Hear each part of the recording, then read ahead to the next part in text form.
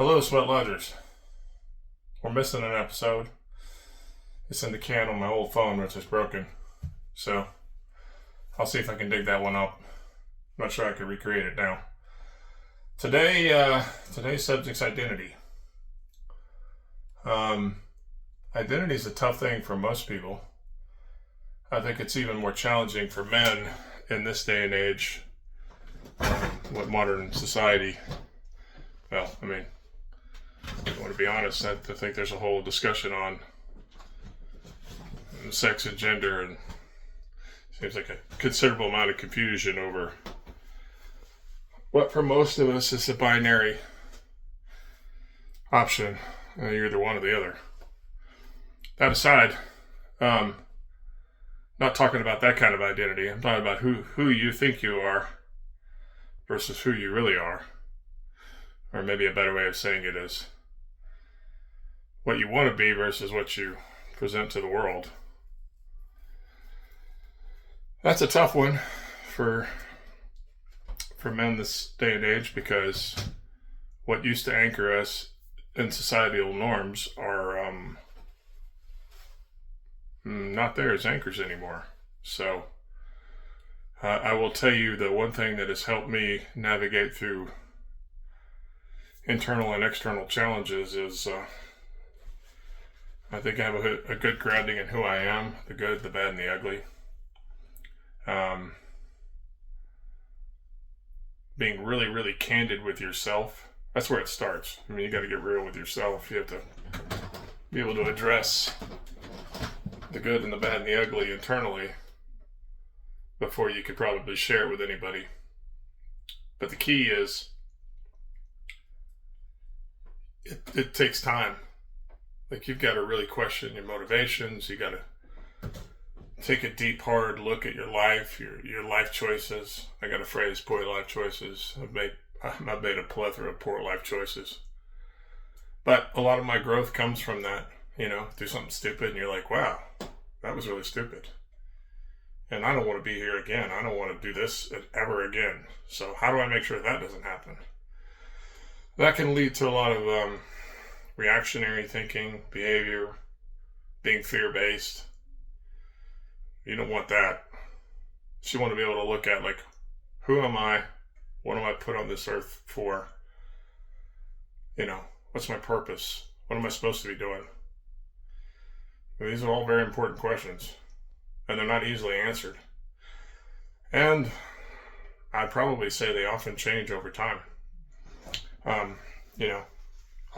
As a Christian, I know who I belong to. I'm certainly not worthy. But thankfully my faith is not tied into that. So the key is you have to put in the work. You gotta dig deep. You gotta ask yourself a lot of questions. I've said a lot of this before. Get good counsel. But you have to get alone. And if you don't have a faith, it's going to be a lot harder. So, that aside, you got to do the work. You got to look at your life choices. You got to root around in there and figure out what's driving you, right? I'm doing this because I'm this kind of person. Man, I've got a vicious temper. I'm very quick to anger. Well, that's who I am. Okay. And if you want to roll through life just lashing out on people, you're not going to have a very pleasant life, and you're not going to attract people who want to be around you because they don't want to put up with that. So I'm going to say it. I'm going to call it like it is. It's weak sauce. Well, that's just the way I'm made. Yeah. And you're an adult with free agency. Do something about it. Figure out how to control it, how to maintain it. Better yet, figure out what's causing you to be so unhappy and address the core issue.